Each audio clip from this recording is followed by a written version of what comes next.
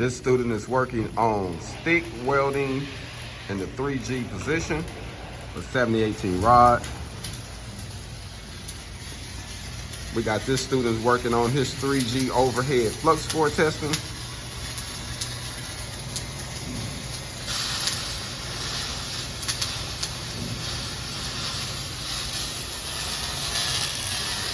And we got this student over here doing some uphill and downhill MIG welding.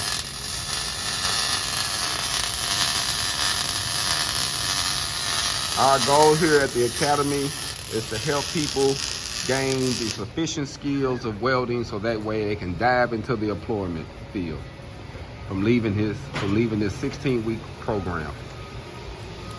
You should be able to leave here and learn stick welding, flux core welding, MIG welding, and the introduction to TIG. Hold on.